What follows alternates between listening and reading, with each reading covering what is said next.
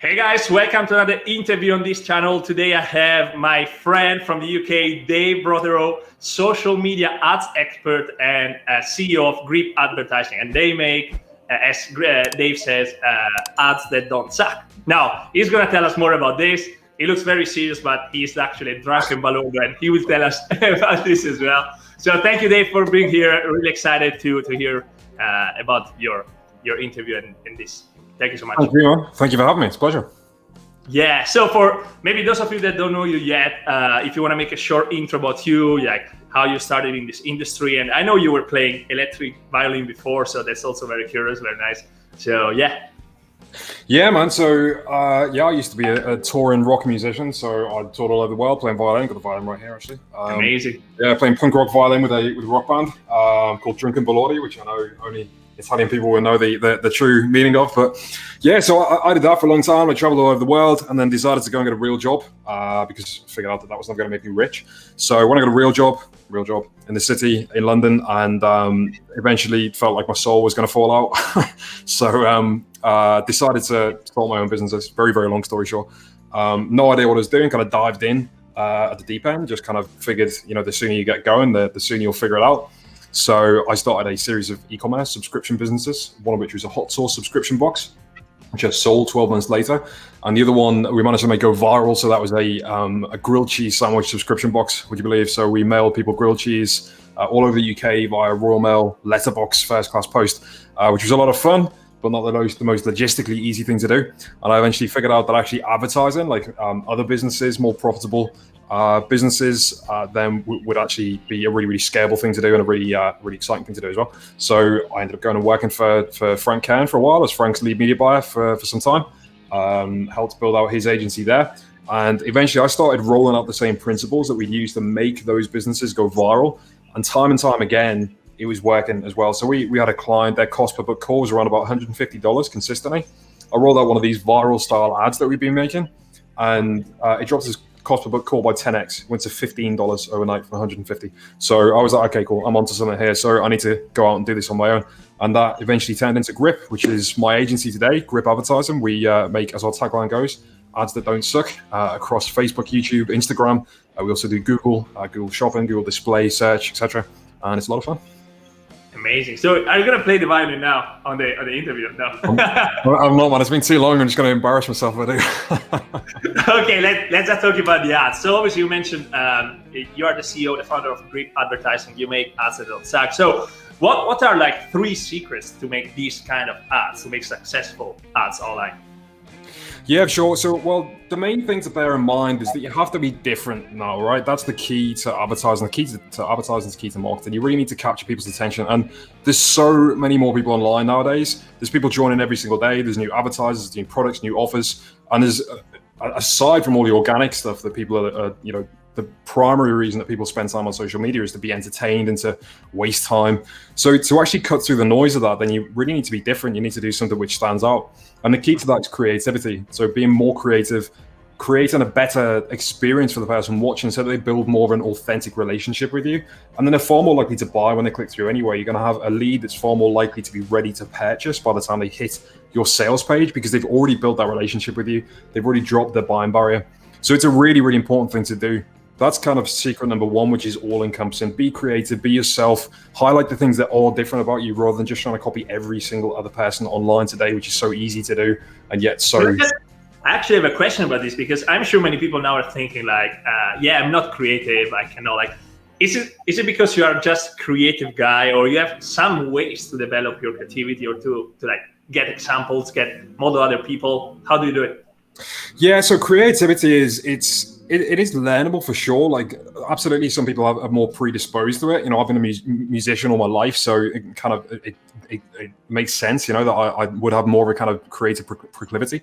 But at the same time, like you can use concepts and you can use frameworks. So for example, metaphors, visual metaphors about what it is you're doing. So say, for example, you're an advertising agency like us, and we haven't made this ad yet, but you wanted to indicate the difference between creative ads and non-creative ads, then you could use a visual metaphor in the ad. Like, for example, you could have in one shot a small fire that's burning. It's not and not really kind of getting anywhere. But then you pick up a can of gasoline and then pour it on the fire, and then suddenly you're equating the visual metaphor as the ads, the gasoline, and the fire is what's already burning, versus not having such a great product, not having great ads, and then using the ad spend where there's no flame lit and nothing happens, right? So that's how you can start to use like a visual metaphor, and people really engage and take on information a lot more effectively when they consume it in this way. There's something about how we take on information which you can kind of hack into. Another one is storytelling, which we'll get into in a second. But if you can help people to consume information or the message that you're trying to get across in multiple mediums, so visual and auditory at the same time, they understand it a lot more effectively, and it's more of an effective marketing message for you. Does that make sense? Amazing. Yeah, love it. Yeah.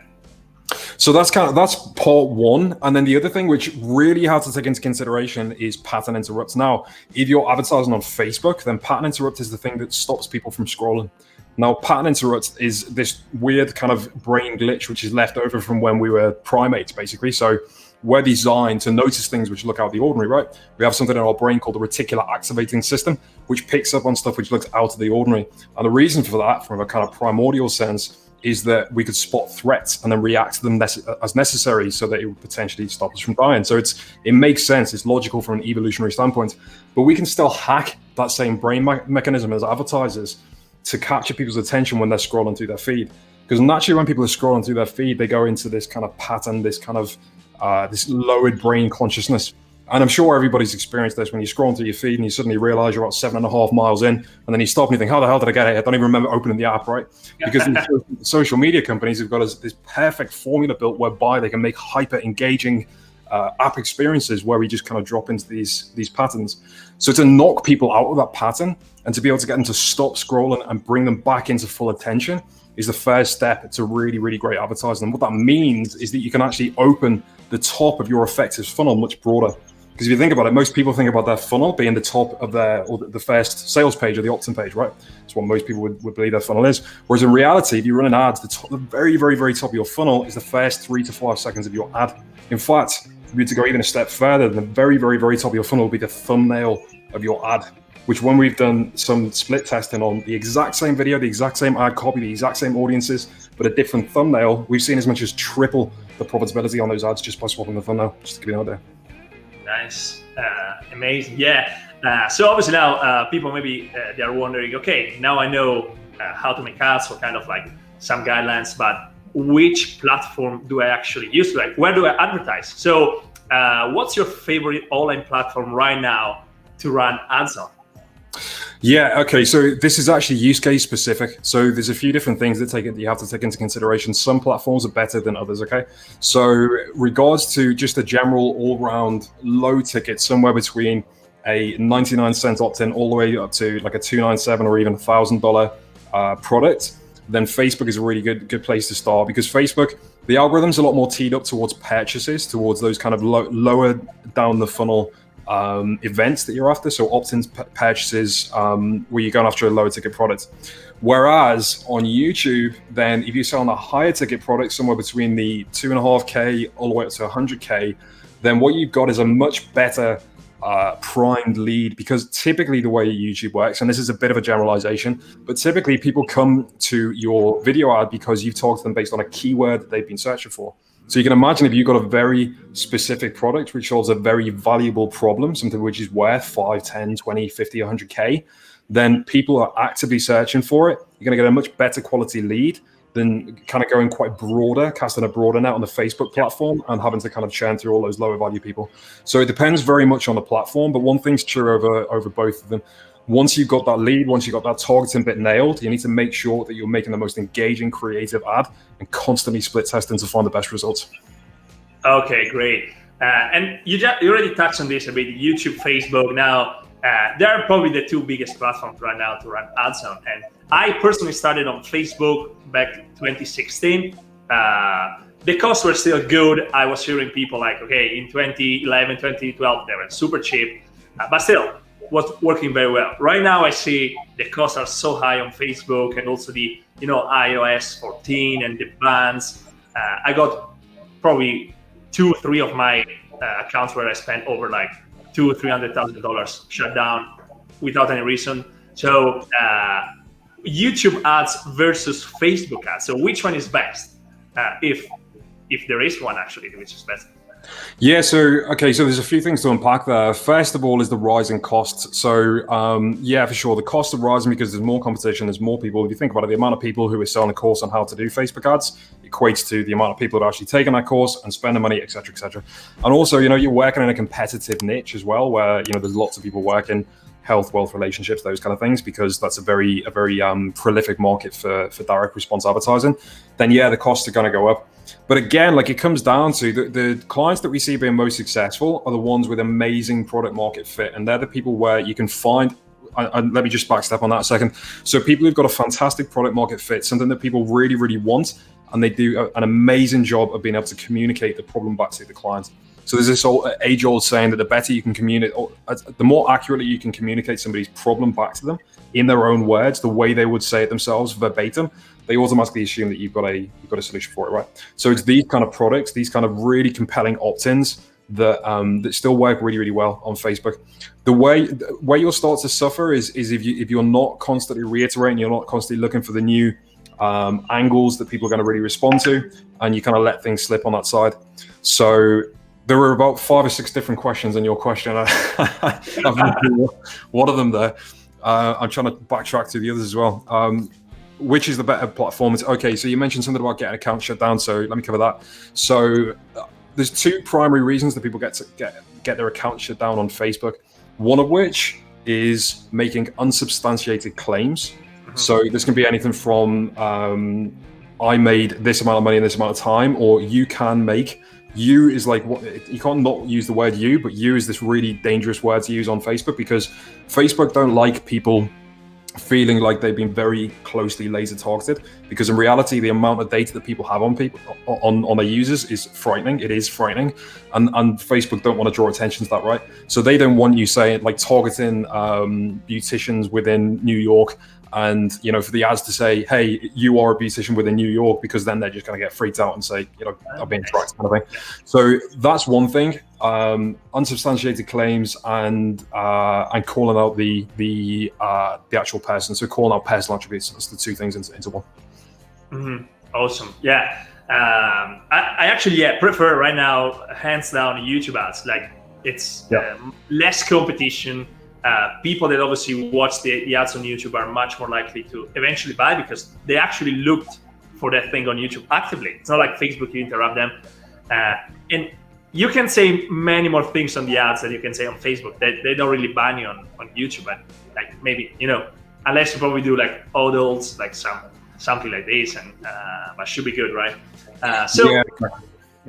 Yeah. So it's, as you say, YouTube is obviously, you don't want to be unethical, but you want to, of course, operate within the confines of the law and good ethics. But at the same time, it's trigger words on Facebook. The problem is Facebook is this behemoth of a company, and they've got this job to do of the barrier to entry is really low on Facebook as well. So you can go in and you can sling up ads, and within half an hour, you can have them running regardless of who you are anywhere in the world. It's really, really simple. And it means that it's because you don't have to make a video, which is really effective, like on YouTube, then there's a lower barrier to entry. You're much more likely to get those kind of lower value advertisers in. So they've got thousands of people like constantly, potentially going against terms of service, potentially scamming people, etc. So they use the algorithm in a very kind of catch-all sense, and then ask questions later. So they'll shut you down, and then it's a very long appeals process to get it back up.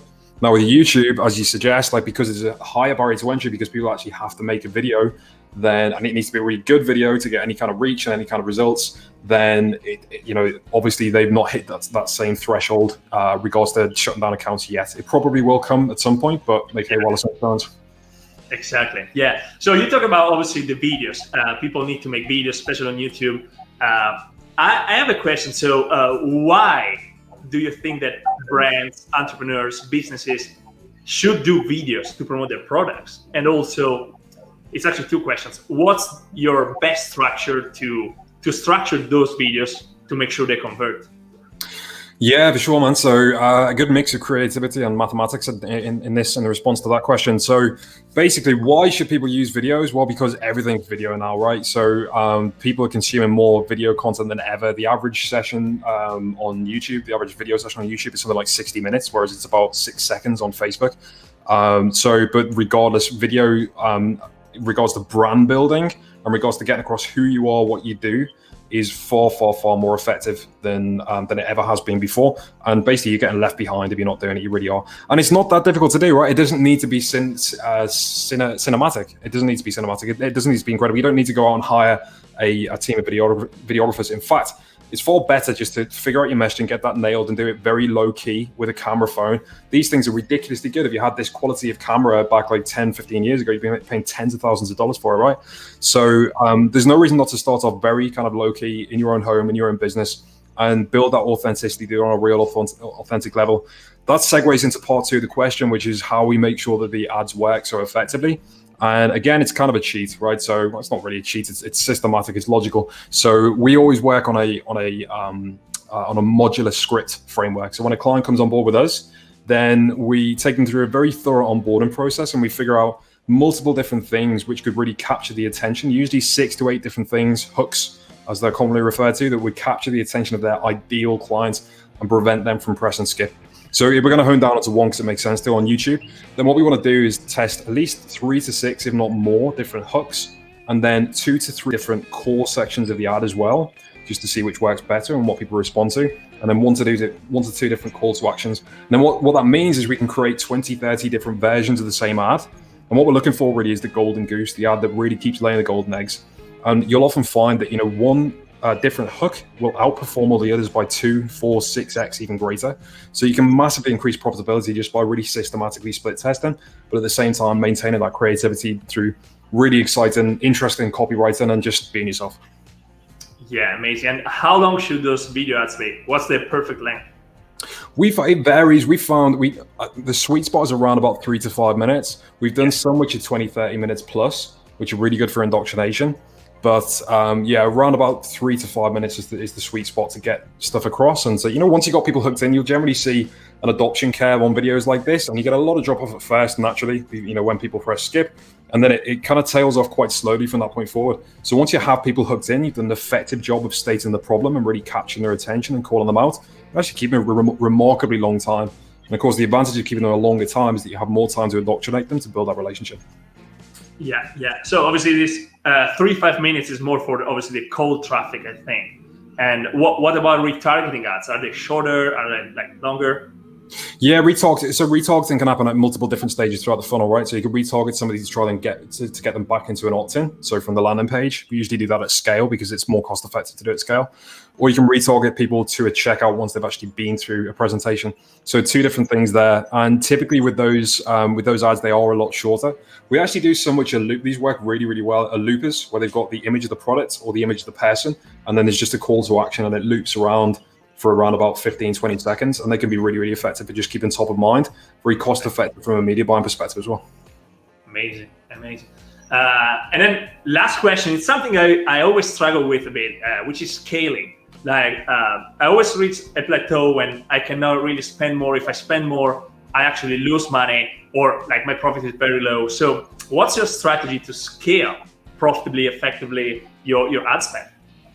Yeah, so scaling is one of those things. When you hit those plateaus, then it has to come back to the creative, right? So if you hit a plateau, it suggests that you've reached the saturation point in the marketplace. So there's only so many people that are responding to that particular message in that particular way, right? It's natural that you're going to get these things. So then what you need to do is start to open up your messaging to a broader audience. So whether that means stepping back slightly down the actual buyer awareness scale. So you're going from people who are ready to buy. It's the easiest to hoover those people up. So they're the people who are ready to go right now. They're problem aware, they're solution aware. They're just waiting for the right thing to drop in front of them. And then you step back to the people who are problem aware, but they're not solution aware. So then you talk to them more about their problem and then present the solution. And then you step back again until you get to the people who don't know that they have the problem. And then you do a better job of illustrating exactly what the problem is and agitating that pain. So when you start to reach those plateaus, it's worth really considering how you can branch out and who are the other pockets of the marketplace that you can reach and what messaging is required to actually get those people over the line and turn them into customers. Nice. And just a curiosity of mine, like what's the biggest ad spend you reached like in a month for a client or for your ad? In a month, we've done up to 75K per day for one given client in a particular campaign. So in a month, we spend multiple millions in a single month.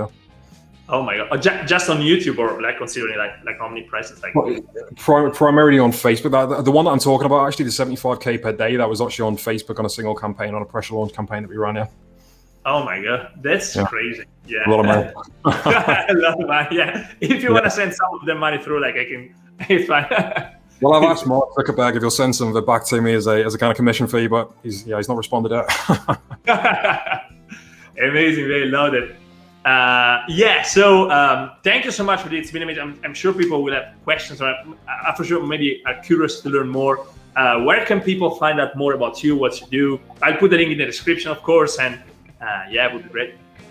Yeah, for sure. So, I know the link that you mentioned before, there's a freebie you can download, which is the exact structure that we use to create ads, which you can basically fill in the blanks and build your own ads from that point forward. You can also head over to gripadvertising.com. You can check out what we do there on our website.